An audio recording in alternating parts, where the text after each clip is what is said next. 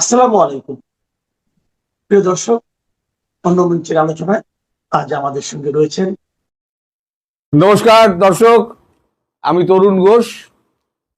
আমি যেরকম আন্দাজ করেছিলাম, প্রেডিকশন যা করেছিলাম সেটাই হতে চলেছে।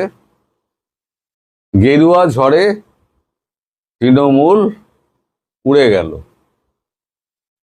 এখন আমি দুপুর 12টার সময় রেকর্ডিং করছি, একটু দেরি করে রেকর্ডিংটা করলাম।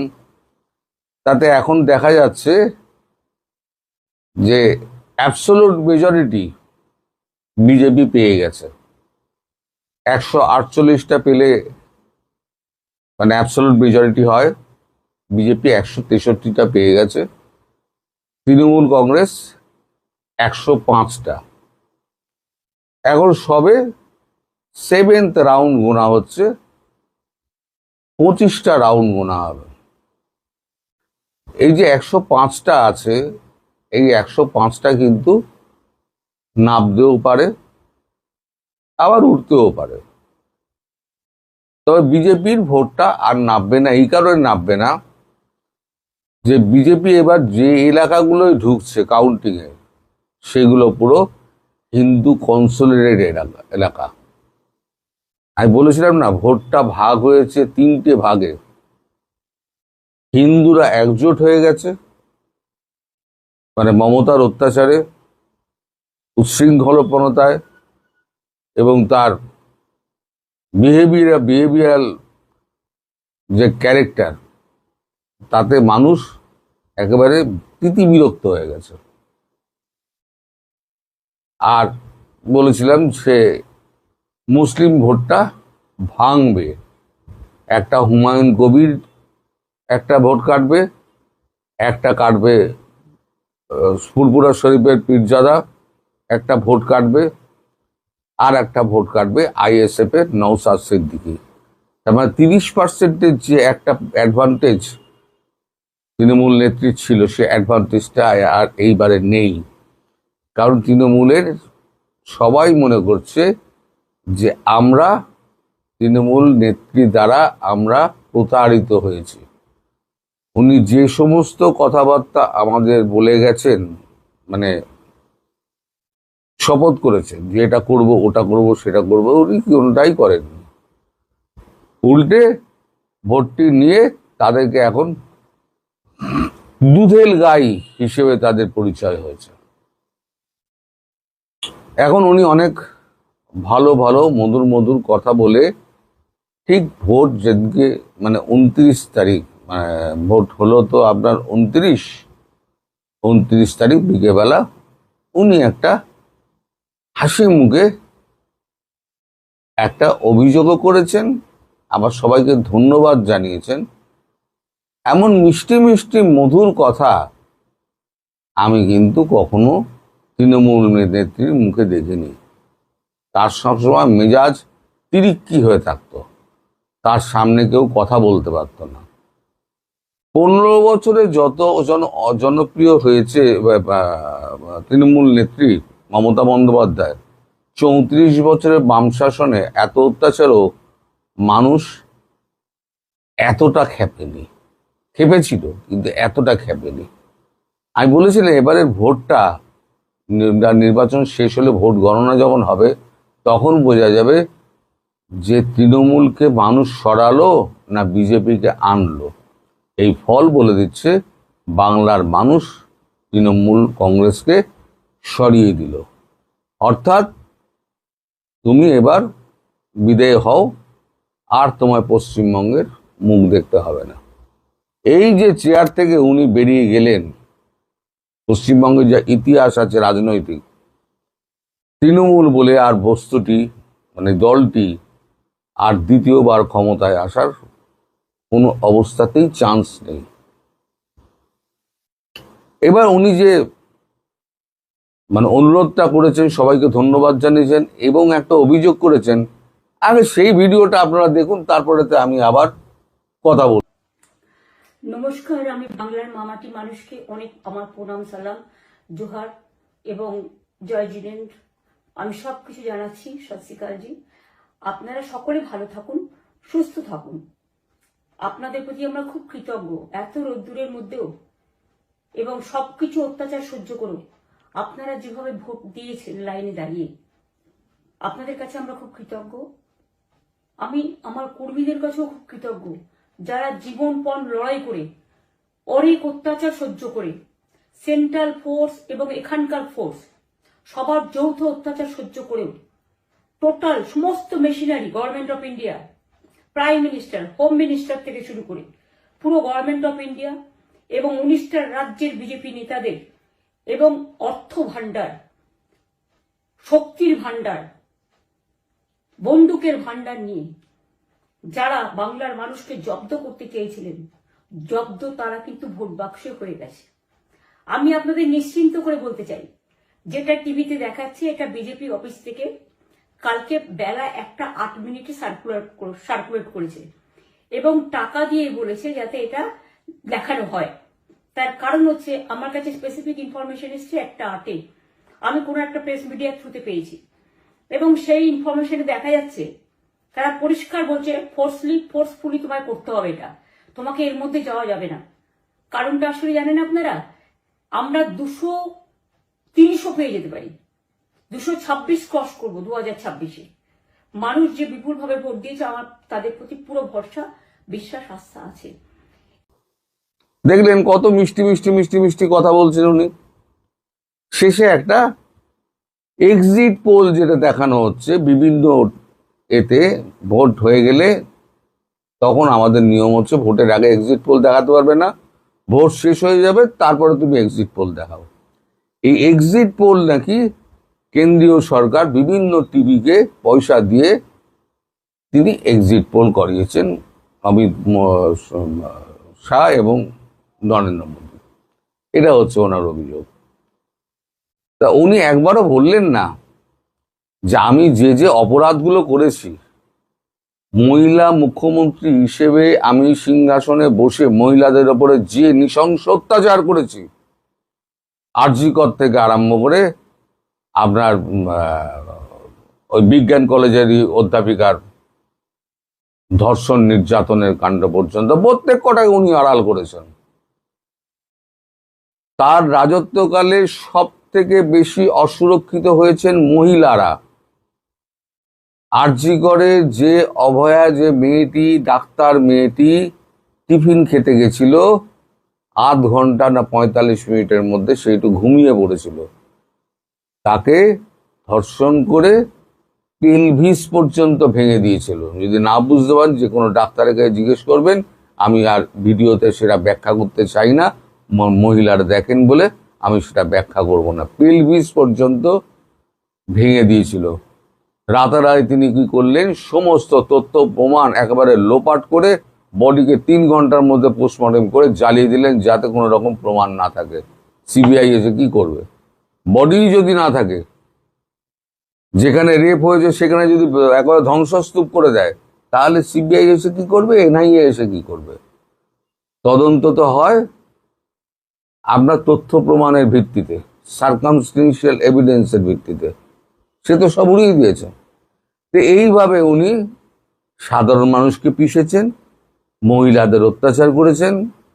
এবারেতে চুরি, ডাকাতি, বালি থেকে পাথর পর্যন্ত সব, চাকরি চুরি, প্রধানমন্ত্রী সড়ক যোজনার টাকা চুরি, 100 দিনের কাজের টাকা চুরি, গঙ্গা অ্যাকশন প্ল্যানের টাকা চুরি, শুধু চুরি করে গেছেন। আর পশ্চিমবঙ্গের দেনা যখন 2011 সালে বামফ্রন্ট যে সময়তে 1,75,000 কোটি টাকা ছেড়ে গেছিল দেনা, সেটা উনি প্রায় 9 লক্ষে পৌঁছে দিয়েছেন। এবং ভাতা দিয়ে এবং মাসিক সহায়তা দিয়ে তিনি মনে করেছিলেন আমি সব মানুষকে কিনে নিয়েছি। আমি একটা কথা আপনাদের বলেছিলাম যে আমার বাড়িতে যে মানে সহায়িকা আছেন কাজ করতে, যিনি আমাদের সাহায্য করেন, তাকে আমি জিজ্ঞেস করেছিলাম তুমি কাকে ভোট দেবে গো? বলছে বিজেপিকে ভোট দেবো। কেন, তোমার 1,500 টাকা পাচ্ছ তো? বলে বিজেপিকে দিলে 3,000 টাকা পাবো, বিজেপি যদি না যেতে তাহলে 1,500 টাকা পাচ্ছিলাম পাবো। তখন ওই ক্লাসটা কত বুদ্ধিমান ভাবুন। ফলে মেয়েদের টাকা দিয়ে আর ছেলেদের বঞ্চিত করে চাকরি থেকে তারা চাকরি পাশ করেছে, পাশ করে তাদের ঘোটালার মাধ্যমে যারা পাশ করেছে তাদেরকে চাকরি না দিয়ে ভেতর থেকে টাকা খেয়ে লক্ষ লক্ষ টাকা খেয়ে তাদেরকে চাকরি দেওয়া হয়েছে। সব চাকরি বাতিল, কোর্ট সব চাকরি বাতিল করে দিয়েছে। এখন সুপ্রিম কোর্ট আর হাইকোর্ট তার নাম শুনলে এখন খেপে যায়। এখন আমি শেষে একটা ভিডিও জুড়ছি। উনি বোধহয় সম্ভবত বুঝতে পেরেছিলেন বছরখানেক আগে যে ওনাকে চলে যেতে হবে, তেজপাতা হতে হবে, তাই উনি দু কলি গান গেয়েছেন। সেই দু কলি গান দিয়ে আমি ভিডিওটা শেষ করছি, আপনারা সবাই শুনুন। আমি এখানে শেষ করছি। ধন্যবাদ, নমস্কার। বিকেলে আবার আপনাদের সঙ্গে দেখা হবে, তখন পূর্ণ ভিডিও নিয়ে আসবো। সুপ্রিয় দর্শক শ্রোতা মণ্ডলী, আপনারা এই মুহূর্তে আমাকে যে যেখান থেকে দেখছেন এবং পরবর্তী যে যেখান থেকে দেখবেন, তাদের সকলকে জানাই আমি আমার প্রাণঢালা অভিনন্দন এবং শুভেচ্ছা এবং কৃতজ্ঞতা প্রকাশ করি সার্বক্ষণিক আমাকে সহযোগিতা করার জন্য, আমার ভিডিওগুলো দেখার জন্য, লাইক কমেন্টস করার জন্য, সাবস্ক্রাইব করার জন্য এবং আরও অনেককে দেখতে উৎসাহিত করার জন্য। ব্যানার এবং হেডলাইন দেখে আপনারা হয়তো চিন্তা করছেন যে হঠাৎ করে বললাম যে কে হবে আওয়ামী লীগের সেক্রেটারি, প্রশ্নবোধক চিহ্ন দিয়েছি যে কে হবে। আমি কি জানি কে হবে, বা আপনারা কি কেউ আন্দাজ করতে পারছেন কে হবে? তবে কেউ একজন তো হবে। কে হবে? কেউ একজন হবে। তা আমার কাছে যে ইনফরমেশনগুলো আছে সেগুলোই জাস্ট আপনাদের সাথে শেয়ার করছি আমি। ইনফরমেশনগুলো এটা আপনারা বলতে পারেন যে 99% কারেক্ট কিছু ইনফরমেশন আছে এবং সেগুলোই আপনারা শুনতে পারেন, চিন্তা করতে পারেন, নিজেদের ডটগুলো মিলাতে পারেন। আবার গ্যারান্টি দিয়ে বলতে পারি যে এই ভিডিওটা আপনারা সেভ করে রাখতে পারেন, যাতে পরবর্তী যখন সেক্রেটারি নির্বাচিত হয়ে যাবে তখন যাতে আপনারা বুঝতে পারেন যে কথাগুলো ঠিক ছিল। আমি সৈয়দ আশরাফ ভাইয়ের কথা, যেমন উনি এক সময় 111-এর সময় উনি ভারপ্রাপ্ত সভাপতি সেক্রেটারি ছিলেন, ভারপ্রাপ্ত। এছাড়াও আরো অনেকেই ছিলেন। তো এখনো যে পরিস্থিতি তাতে হয়তো ভারপ্রাপ্ত সেক্রেটারি একজন আসতে যাচ্ছে এবং সেটা হয়তো খুব সহসা। তবে হ্যাঁ, আপনাদের গ্যারেন্টি দিয়ে কিছু কিছু কথা বলতে পারি। সেটা এক হচ্ছে যে কোনো পরিবার থেকে আসবে না, কোনো সাবেক মন্ত্রী নয়, এবং পুরোপুরি ইউরোপ আমেরিকাতে বসে থাকা কোনো নেতাও না। এরপরও তো কেউ না কেউ। তবে এটা বলা হচ্ছে যে এটা চমক, 8জন একটা লিস্ট আছে। তো সেটা লিস্টটা এইভাবে করেছে যাদের বয়স 55-র উপরে কিন্তু 70-এর উপরে নয়, মানে 55 বছরের নিচে নয়, 70-এর উপরে নয়। যেমন ধরেন আমি বলি যে আমার নাম আছে কিন্তু আমি 55 বছর বয়স হয় না, আমার বয়স হয়েছে ধরেন আপনার এই 54 বছর 11 মাস, আমি ক্যান্সেল। আবার ধরেন আপনার নাম আছে, আপনার বয়স হচ্ছে যে 70 বছর 6 দিন, আপনার নাই। তার মানে 70 বছরের ভেতরে, ঠিক 55 বছরের উপরে, মানে 55 বছর থেকে একদিন উপরে হইলে হইতে হবে, আবার 70 বছরের নিচে হইতে হবে। এই ধরনের নাকি 6-7টা নাম সাজেশনে আছে, দেখা হচ্ছে। তাদের অতীত এবং বর্তমান অবস্থান এইটা যাচাই বাছাই হচ্ছে। আর এই যাচাই বাছাইটা করছে অবশ্যই দলের সুচিন্তক যারা বা দল সম্বন্ধে যারা, তাদের অতীত কর্মকাণ্ড এই জন্যই যাচাই করছে অতীতে তারা আসলে কে কি করেছে বা কার কি অবস্থা। তবে হ্যাঁ, এমন একজনকে নির্ধারণ করার কথা নাকি বলা হচ্ছে যিনি বা যার কোনো গ্রুপিং নাই, মানে ওনার পক্ষে যে গ্রুপ আছে, ওনার পক্ষে যে একটা প্রপাগান্ডা চালাবে এরকম কিছু নাই। আবার অনেকে হয়তো চিন্তা করতে পারেন তার মানে কি কোনো সাবেক ছাত্র নেতা আসবেন কিনা। হ্যাঁ, একটা জিনিস ঠিক যে সাবেক ছাত্র নেতা আসতে পারেন, তবে এই জায়গাতেও আপনাদের ক্লিয়ার করে দিই, সাবেক ছাত্র নেতা তার মানে হচ্ছে যে যে সমস্ত ছাত্র নেতা ছাত্রলীগ করেছে এক সময়, ছাত্রলীগ থেকে যুবলীগে গিয়েছে, যুবলীগ থেকে পরবর্তীতে আওয়ামী লীগে গিয়েছে, মানে মুরব্বী সংগঠনে গিয়েছে, তাদের মধ্য থেকে কেউ হইতে পারে, গ্যারান্টি দিচ্ছি না। তবে যাদের ছাত্র নেতা ছিলেন কিন্তু গত 10-15 বছরও তারা ওই ছাত্র নেতা, যেমন ছাত্রলীগ করছেন, ছাত্রলীগ করার পরে আপনি ছাত্রলীগ থেকে আপনি গেলেন গা, আপনি যুবলীগ, মহিলা লীগ, অমুক লীগ, কোথাও আর আপনার জায়গা হইল না, আপনারা বাদ, আপনার লিস্টের নাই তো নাই, আপনারা বাদ। ঠিক তেমনই যুবলীগের, যেমন যুবলীগ করেছেন পরে আপনার আওয়ামী লীগে জায়গা পান নাই, কোনো কিছু হয় নাই, আপনিও বাদ। আমি বুঝাইতে পারছি। কিন্তু যদি ধরেন একজন লোক ছাত্রলীগ করেছে, সারা ছাত্রলীগ করেছে, ছাত্রলীগ করার পরে সে এসে এরপরে হয়তো যুবলীগের কোথাও মেম্বার হয়েছে বা সদস্য হয়েছে, এরপর হয়তো আওয়ামী লীগ গেছে, যাদের সিরিয়াল আছে, সিরিয়ালি যারা, যেমন আপনি ম্যাট্রিক পাস করার পর আপনি ইন্টার পাস করছেন, ইন্টার পাস করার পর ডিগ্রি পাস করছেন, ঠিক তেমনই ধর ম্যাট্রিক ধরলাম আমরা ছাত্রলীগ, ইন্টার ধরলাম আমরা যুবলীগ, আর ডিগ্রি ধরলাম আপনার আওয়ামী লীগ বা অঙ্গ সংগঠনের ধরেন ডিগ্রি, মাস্টার্স, এমফিল, এগুলো হচ্ছে যে আওয়ামী লীগ। ওই ধরনের যারা বাই সিরিয়াল আছেন তারা আছেন, তাদের মধ্যে থাকতে পারে। কিন্তু যারা যে ম্যাট্রিকের পরে আর পড়েনি নেই, মানে আপনাদের পড়তে দেওয়াই হয়নি, আপনাদের আগেই সাইট করে দিয়েছে, বহিষ্কার করে নেই, কিছু করে নেই, আপনাদেরকে সাইট করে দেওয়া হয়েছে বিভিন্ন দুর্নীতি বা ইয়ের কারণে, তারা বাদ। আবার এর ভিতরে দেখা হচ্ছে যারা এই যে গত 15 বছরে কে কিভাবে মালটুস কামিয়েছেন সেটাও দেখা হচ্ছে। নেতা খোঁজা হচ্ছে কর্মী বান্ধব হইতে হবে। অনেকে বলছেন যে ভাই কর্মী বান্ধব নেতা হইতে হবে, ভাই কর্মী বান্ধব নেতা হইতে হবে না। আপনারা আমারে 10 জন নেতার নাম বলেন প্রচণ্ড কর্মী বান্ধব, তাদেরকে যদি কালকে যদি আওয়ামী লীগ যদি সাইড লাইনে বসায় দেয়, তাদের একজন কর্মী থাকবে? থাকবে না। কারণ আওয়ামী লীগ যেমন নেতা বানায়, আওয়ামী লীগের আছে অগণিত কর্মী। নেত্রী যার নাম ঘোষণা দিবেন তার পেছনে বাংলাদেশের তৃণমূল গিয়ে এক হয়ে যাবে। যার নামই ঘোষণা দিবেন নেত্রী, তার পেছনেই এক হয়ে যাবে। কারো পছন্দ হোক, কারো পছন্দ না হোক, গাইল দিবে, ওই দিবে, কিন্তু এক হয়ে যাবে, ওনার কথা তখন ফুল, কারণ নেত্রীর সিদ্ধান্তই চূড়ান্ত। সেই হিসাবে এমন নেতা খোঁজা হচ্ছে যাকে সারা বাংলাদেশের সমস্ত তৃণমূল চেনে না, যাদেরকে আপনার প্রতিদিন পেপার পত্রিকা বা ইয়েতেও আসে না, যাদের নাম হয়তো 10 জন লোকও চিন্তা করতে পারতেছেন না, কিন্তু সৎ, যোগ্য, এই দল টেনে তুলতে পারবে, তেমনই একজন নেতা খোঁজা হচ্ছে। এবং যে 7 থেকে 8 জনের নাম আছে তাদের মধ্যে থেকে যে কোনো একজন হবে, 7 জন বা 8 জন, এর মধ্যে আবার ক্যাটাগরিক্যালি ABCD করা হয়েছে, যে কি অবস্থা না অবস্থা, মানে কার কি, সেই হিসাবে আনা হবে। এবং ওই একজন না শুধু, এর পরে পাইপলাইনে রাখা হবে আরও 3 জনকে। তার মানে যাকে এখন বানানো হবে, যদি কোনো কারণে উনি ফেইলিওর করে, ওনাকে জেলে যেতে হয় বা ওনাকে কিছু করতে হয়, যাতে দেন দেয়ার 2nd জন এসে দল ধরে ফেলতে পারে, 2nd জনে কিছু হলে যাতে 3rd জন এসে দল ধরতে পারে, এরকম আরও 3 জন, মানে প্রথম জনের পরে আরও 3 জন রাখা হবে, মোট 4 জন।